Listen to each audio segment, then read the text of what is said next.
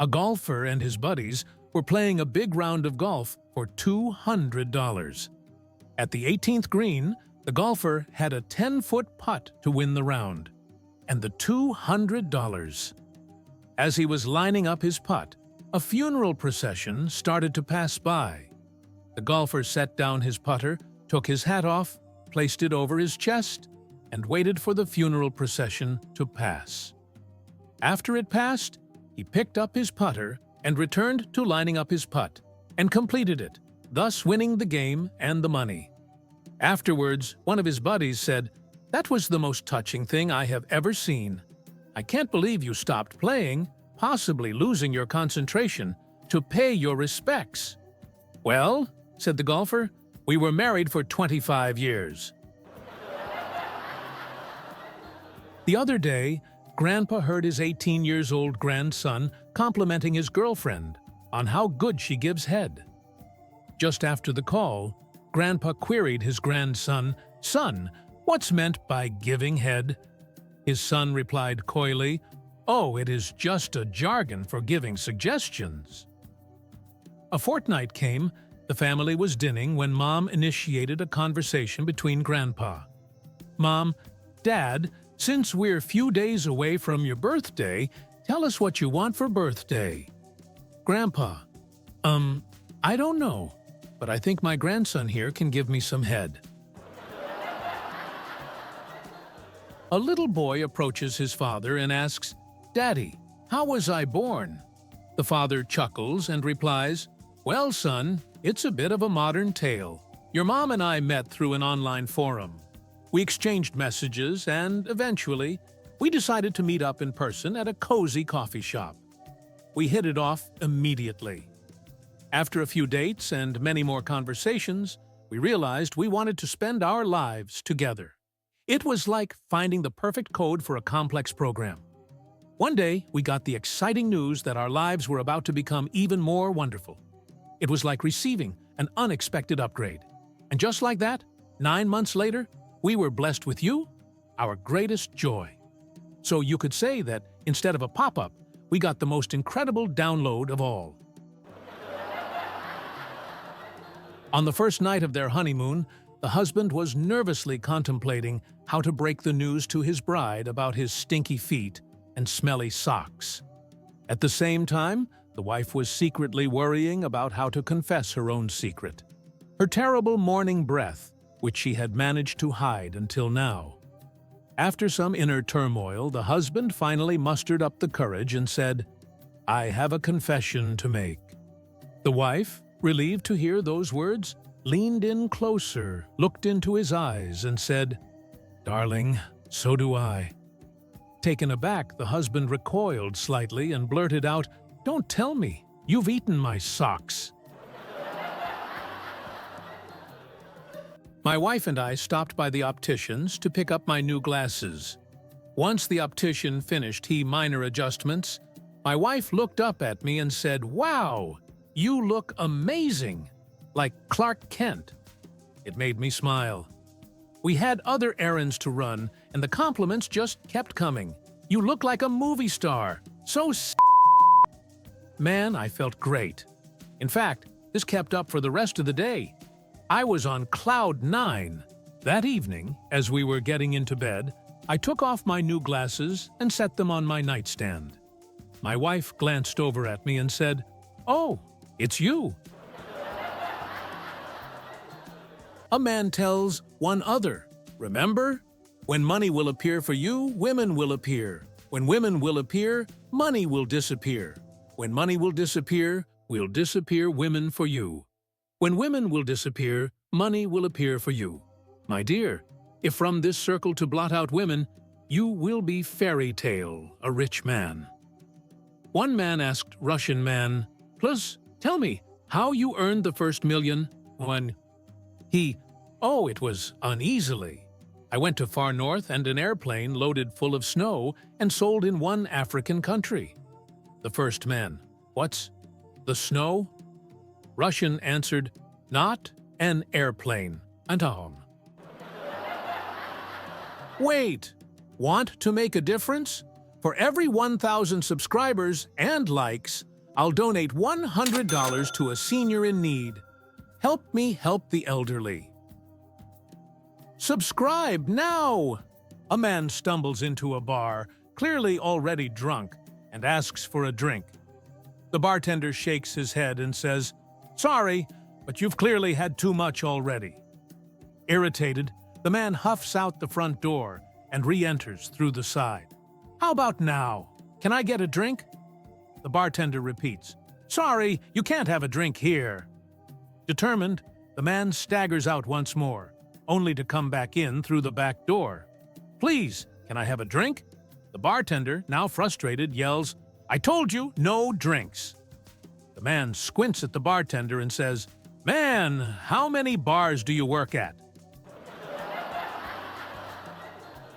Phil goes to Europe and leaves his favorite dog with his brother James.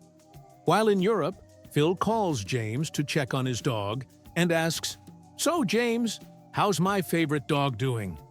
James very tersely replies, "Your dog is dead." "What?" says Phil. "You can't just tell someone their favorite dog is dead without a warning. You have to ease them into it." "How?" asked James. "Well, the first day I call, tell me my dog is on the roof. Then tell me the dog is going to be fine and not to worry. The next day, when I call to ask about my dog, tell me that you were about to get it down when it jumped off of the roof and broke its leg. Tell me the doctors say it will be okay, but that it will have to stay at the vet's for a while. Are you getting all of this?" "Yes," says James. "Good," says Phil. "Then the next day when I call back, tell me that there was severe internal bleeding that the vet didn't pick up, and that my favorite dog died at 2 o'clock this morning. That way it won't be such a shock to me. Got it?" "Yes." "Good. So how's Grandma doing?" asks Phil. "Well," James replies, "she's on the roof." A farmer is sitting in the neighborhood bar getting soused. A man comes in and asks the farmer, "Hey, why are you sitting here on this beautiful day getting drunk?" Farmer, "Some things you just can't explain." Man, "So what happened that is so horrible?" Farmer, "Well, if you must know, today I was sitting by my cow, milking her. Just as I go the bucket about full, she took her left leg and kicked it over." Man, "That's not so bad. What's the big deal?" Farmer, "Some things you just can't explain." Man, "So then what happened?" Farmer, "I took her left leg and tied it to the post on the left with some rope. Then I sat down and continued to milk her. Just as I got the bucket about full, she took her right leg and kicked it over." Man, "Again?" Farmer, "Some things you just can't explain." Man, "So what did you do then?" Farmer, "I took her right leg and tied it to the post on the right." Man, "So then what did you do?" Farmer, "I sat back down and continued to milk her. And just as I got the bucket just about full, the stupid cow knocks over the bucket with her tail." Man, "Wow, you must have been pretty upset." Farmer, "Some things you just can't explain." Man, "So then what did you do?" Farmer, "Well, I didn't have any more rope, so I took off my belt and tied her tail to the rafter. At that moment, my pants fell down and my wife walked in." A cowboy rides his horse into a small town. His throat is parched, so he ties his horse to a pole next to a bar and goes in for a drink. He comes out a few minutes later, and someone already stole his horse. The people of the town are looking to see his reaction. They aren't even discreet about it. He looks around at everyone and says loud and clear, "I will walk back into the bar to get myself another drink. And if I don't see my horse right in front of the bar, I will have to do what I did in Texas a year ago after someone stole my horse." And trust me, I didn't like what I had to do in Texas a year ago. After his confident speech, the man walked back into the bar. The townsfolk looked at each other in fear and got the horse back. The cowboy finished his second drink and walked out of the bar, saddled the horse. But just before he left, the bartender walked up to him and asked, "Hey, cowboy, we know that we got you your horse back, but do you mind telling us what you had to do a year ago in Texas?" The cowboy looked at him with an iron gaze and responded, "I had to walk home." A man asked how much half a head of lettuce costs. A guy is working at a grocery store when a man approaches him, asking how much half a head of lettuce costs. After some arguing, the worker goes to his manager and says, "Boss, some jackass wants to buy half a head of lettuce." They turn around and see that the customer has followed them to listen in. The worker says, "It's okay though. This fine gentleman agreed to buy the other half." Jacob, a 32-year-old bachelor, was often asked why he hadn't tied the knot yet. One day, his friend Ryan asked him, "Jacob, why are you still single? Haven't you found someone who could be a great wife?" Jacob sighed and replied, "Oh, I've met plenty of amazing women I'd love to marry, but every time I bring one home, my mom doesn't approve." Ryan thought for a moment and suggested, "Why don't you find a woman who's just like your mom? That way, she's bound to like her." A few months later, the two met up again, and Ryan eagerly asked, "So, did you find a woman like your mom? Did it work?" Jacob frowned and said, "Yes, I found a perfect woman who's just like my mom. My mom absolutely adored her." Confused, Ryan asked, "Then what's the issue?" Jacob let out a heavy sigh and said, "My dad didn't like her." Sean showed up at Mass one Sunday, and the priest nearly stumbled in surprise when he saw him. Sean wasn't exactly known for being a churchgoer. In fact, no one could recall him ever stepping foot inside. After Mass, the priest caught up with him and said, "Sean, I'm delighted to see you here. What brought you to church today?" Sean scratched his head and replied, "Well, Father, to tell you the truth, I lost me favorite hat a while back, and I really wanted it back. I remembered that Liam has a hat just like mine, and I knew he's here every Sunday. I figured he'd leave it at the back of the church during Mass. My plan was to sneak out after communion and, borrow it." The priest raised an eyebrow and said, "But Sean, I noticed you didn't take Liam's hat. What changed your mind?" Sean gave a sheepish grin and said, "Well, Father, it was your sermon on the 10 Commandments that did it." With a proud tear in his eye, the priest smiled and said, "Ah, so when I spoke about 'thou shalt not steal,' you decided it wasn't worth the risk of sinning to get your hat back?" Sean shook his head and said, "Not exactly, Father. It was when you talked about 'thou shalt not commit adultery.' That's when I remembered where I left me hat." An elderly veteran on hospice care had a simple wish: to share a meal with his wife at a local pizza restaurant. He sat quietly, his oxygen machine beside him and a cap on his head proudly displaying his branch of service from a war long past. Across the room, a middle school choir was enjoying their lunch. A few of the students noticed the veteran and, without hesitation, began singing the national anthem.